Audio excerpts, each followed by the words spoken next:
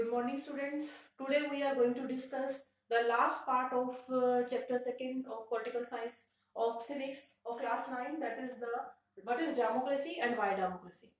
Today we are going to discuss the last part of this chapter. That is the broader meaning of democracy. Earlier we have read about the democracy and we have read about how democracy is better than the other government. हमने पढ़ा था कि कैसे democracy बाकी की government से बिल्कुल best है because we have some fundamental rights in democratic government. ठीक है. और उसके अलावा we have also read about the arguments against democracy and argument for democracy. Now here we are going to discuss the broader meaning of democracy. तो in this the broader meaning of democracy we are going to discuss the representative government, evolution of democracy. तो what is the evolution of democracy? Evolution का होता है कि कोई चीज और ज्यादा एक्सपेंड हो जाती है एक दायरे से बाहर, उसके ज्यादा और किस तरह से डेमोक्रेसी के अंदर काम किया जा सकता है. तो यहाँ पर हमने पढ़ना है कि रिप्रेजेंटेटिव गवर्नमेंट क्या होती है, उसका डेमोक्रेसी में क्या रोल है. ठीक है. So evolution of democracy, representative government, democracy. Evolution means representative government. जो इवोल्यूशन हुआ डेमोक्रेसी का, अब उसमें क्या हुआ, रिप्रेजेंटेटिव गवर्नमेंट की तरह काम होने लगा. Now going to discuss about the representative government. Why representative government is necessary? अब हमने पढ़ना है कि what is representative government and why it is necessary for the democratic government. Large number of people practically impose. representative government होता क्या है? Actually representative government क्या है कि जब हम पब्लिक है, हम पब्लिक में से कितने लोग हैं, जब एक सरकार चुनी जाती है, whenever elections go ahead and every citizen have the right to give the vote. ठीक है, हर किसी को वोट देने का अधिकार है और हर कोई अपना वोट देता है, उसके हिसाब से गवर्नमेंट चुनी जाती है जो इलेक्शंस में विन कर जाता है. तो अब India is a very large country and there is the diversity of people. इतनी बड़ी लार्ज कंट्री के अंदर it is not an easy task to manage all the things of elections very easily. ठीक है. इतनी बड़ी जो पॉपुलेशन में, इतनी बड़ी जो संख्या में इलेक्शंस को प्रॉपर वे से करवाना और उसके बाद इतनी बड़ी पॉपुलेशन के अंदर हर किसी का वोट और हर किसी के राय के जानना कि कौन किसको कैसे वोट दे रहा है, वो बहुत मुश्किल है. तो उसको काम को इजी करने के लिए रिप्रेजेंटेटिव गवर्नमेंट का रास्ता अपनाया जाता है. रिप्रेजेंटेटिव गवर्नमेंट कैसे काम करती है कि जो आम आदमी की जो चॉइस है उसके हिसाब से काम करती है. ठीक है. तो on the behalf of the common masses, common people. तो why representative government is necessary? अब रिप्रेजेंटेटिव गवर्नमेंट नेसेसरी क्यों है? देखो, large number of people, practically impossible to include all decision. क्योंकि इंडिया एक लार्ज पॉपुलेशन वाली कंट्री है. ठीक है. और यहाँ पे लार्ज नंबर ऑफ पीपल है तो practically impossible to include all decision. Practically हम अगर देखें तो क्या जितनी पॉपुलेशन है उस हर किसी पॉपुलेशन में हर एक का डिसीजन हम लोग ले सकते हैं कि उसका क्या पर्टिकुलर, एक पर्टिकुलर बंदे के क्या डिसीजन है. तो क्या करते हैं, पब्लिक के बिहाफ पे जिसको खड़ा कर देते हैं, वो फिर पब्लिक के बिहाफ पे काम करता है वो मिनिस्टर. तो उसको रिप्रेजेंटेटिव गवर्नमेंट बोलते हैं, जो पब्लिक के बिहाफ पे होता है, क्योंकि हर किसी का डिसीजन जानना it's not an easy task. So इसीलिए रिप्रेजेंटेटिव गवर्नमेंट की जरूरत होती है, क्योंकि practically it is impossible to include the all the decisions. Next है, people does not have the time, desire और skill to take the decision. अब उसके बाद दूसरी बात यह है, एक मिनट के लिए मान भी लेते हैं कि अगर हम हर पॉपुलेशन में हर एक व्यक्ति 18 ईयर्स अबव, अगर हम हर किसी का who have the voting right, हर किसी के डिसीजन को चलो जान भी लेते हैं, लेकिन क्या हर किसी के पास इतना टाइम है कि वो इलेक्शंस के अंदर सारी उसकी जानकारी रखे? क्यों? क्योंकि some peoples are illiterate. Whether they are literate people, they are very aware about all the things. But what about the illiterate peoples? जो illiterate है उनको शायद नॉलेज भी नहीं किसी चीज की ज्यादा. ठीक है. तो वहां पे क्या है, people do not have the time. ना तो लोगों के पास जितना टाइम है, या पूरी की पूरी पॉपुलेशन है, इस बात की क्या गारंटी है कि हर कोई अपना डिसीजन दे देगा टाइम की कमी की वजह से. उसके बाद डिजायर, और हर किसी की इच्छा क्या है उसको जानना भी इम्पॉसिबल है. फिर उसके बाद क्या है, द स्किल, या स्किल है, वेदर दे आर लिटरेट और द इलिटरेट. अगर इलिटरेट है तो they don't know which elected leader should be choose. ठीक है. तो ना नॉलेज होने की वजह से वो स्किल भी नहीं है उनके अंदर वो काम करने की.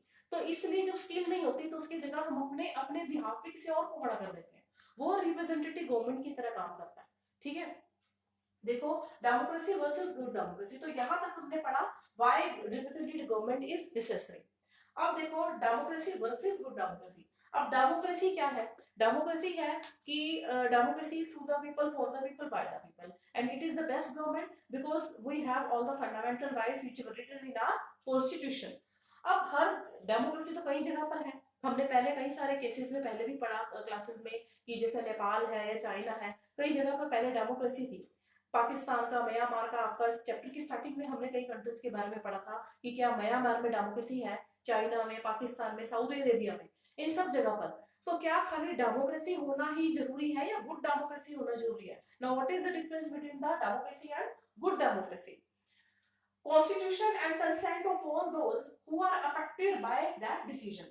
डेमोक्रेसी का होना जरूरी है, गुड डेमोक्रेसी होनी जरूरी है। सिर्फ रूल्स को बनाना जरूरी नहीं है, ये भी तो जरूरी है कि क्या रूल्स के अकॉर्डिंग काम हो रहा है। अगर हमारे कॉन्स्टिट्यूशन में सेट ऑफ रूल्स हैं, fundamental rights are given to every citizen, क्या उन अगर लिखा हुआ है कि हाँ अगर आपको कोई भी if anything anybody is dare to exploit your fundamental right, तो आप कोर्ट के पास जा सकते हो, जुडिशरी का रास्ता अपना सकते हो, हाई कोर्ट के पास जा सकते हो, सुप्रीम कोर्ट के पास जा सकते हो। क्या सिर्फ ये रिटन में है या वाकई में इम्प्लीमेंट होता भी है? तो गुड डेमोक्रेसी भी होनी चाहिए। सिर्फ लिखने से, कहने और करने में बहुत फर्क होता है। जो लिख रहे हैं, जो कह रहे हैं, वो होना भी चाहिए, ठीक है। तो खाली डेमोक्रेसी होना, इलेक्शन होना जरूरी नहीं है। अगर इलेक्शन हो रहे हैं, ठीक है, एक मिनिस्टर हमेशा जीत भी रहा है, ये तो हो गया, चलो हमें दिखता है कि इलेक्शन हो रहे हैं, सारे वोटिंग कर रहे हैं, ये डेमोक्रेटिक तरीके से इलेक्शन हो रहे हैं। लेकिन क्या हम उसको डेमोक्रेटिक कहेंगे जब लोगों को जोर जबरदस्ती से कहा जा रहा है कि नहीं इसी पर्टिकुलर बंदे को वोट देना है? तो क्या वो डेमोक्रेटिक गवर्नमेंट है जब जबरदस्ती या अनफेयर मीन्स को यूज करके इलेक्शंस हो रहे हैं? देखने में डेमोक्रेसी लग रही है, लेकिन पब्लिक को अपनी राय दे, पब्लिक अपनी मर्जी से नहीं वोट दे रही, उनको डरा धमका के अनफेयर मीन्स को यूज करके उन्हें वोट दिया जा रहा है, और एक ही पार्टी हर बार सत्ता में आ रही है। तो वहां पे है भी, और होने के बावजूद भी नहीं है वहां पे डेमोक्रेसी, ठीक है। तो कॉन्स्टिट्यूशन तो ये है कि what is democracy and what is good democracy. Okay, now let us discuss about the next concept, constitution and consent of all those who are affected by that decision. Constitution and consent of all those who are affected by that decision. Constitution क्या है? Set of rules है, and this consent of all those, उन सब लोगों की राय, consent क्या है? सलाह, उन सब लोगों की कंसेंट ऑफ ऑल दोज, उनकी, who are affected by that decision, उन सबकी राय लेनी बहुत ज्यादा जरूरी होती है जिन जिन को उस डिसीजन लेने से उसका इफेक्ट पड़ता है, ठीक है। तो जो भी रूल हमारे संविधान में लिखे हैं, ठीक है, जो एक बेस्ट गवर्नमेंट है, जो हमारे कॉन्स्टिट्यूशन में रूल लिखे हुए हैं और जिससे हमारी गवर्नमेंट रन कर रही है, तो वो क्या है? ऐसे रूल्स हैं जिससे हर किसी को इफेक्ट पड़ता है। एक अगर कानून हमारे पार्लियामेंट में बन जाते हैं, कानून हमारे लेजिस्लेचर बना देती है, तो उसको सबको ध्यान में रखते हुए उस कानून को बनाना पड़ता है। किसी एक होम को लेकर उसको ध्यान में रखकर अगर रूल बनेगा तो दूसरों को प्रॉब्लम हो सकती है। किसी भी वर्ग को हम इग्नोर नहीं कर सकते, ठीक है, क्योंकि हर किसी को इफेक्ट पड़ना है। एक अगर कानून बनना है तो कोई पर्टिकुलर को फर्क नहीं पड़ेगा, सभी को उस डिसीजन से फर्क पड़ने वाला है, ठीक है। तो देखो, constitution and consent of all those who are affected by that decision, उन सबकी कंसेंट होनी जरूरी है जिन जिनको उस डिसीजन से फर्क पड़ता है। उसके बाद, no country is perfect democracy, we the people make it. हर कंट्री में जहां पर डेमोक्रेसी है, वो अपने आप में क्या बस डेमोक्रेसी बन गई, इलेक्शंस हो गए तो वो परफेक्ट हो गई? नहीं। कॉन्स्टिट्यूशन के अंदर डेमोक्रेसी को परफेक्ट बनाने वाले वो लोग हैं।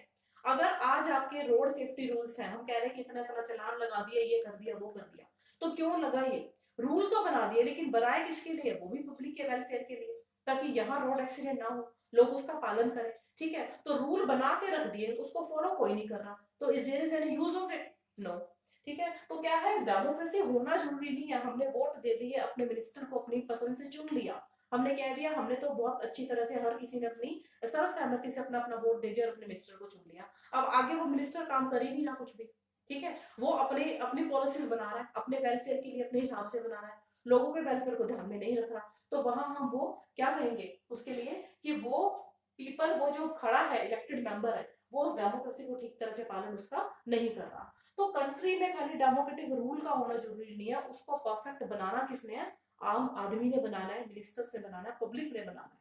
मिनिस्टर ने उन रूल्स एंड रेगुलेशंस को ठीक तरह से बनाना है, इंप्लीमेंट करवाना है, और पब्लिक ने उसको फॉलो करना है। तभी हम कह सकते हैं कि democracy is the best government. सिर्फ डेमोक्रेसी का होना ही सफिशिएंट नहीं है। तो this is the broader meaning और definition. I hope you understand. I have already discussed all the points in detail. Okay, thank you so much.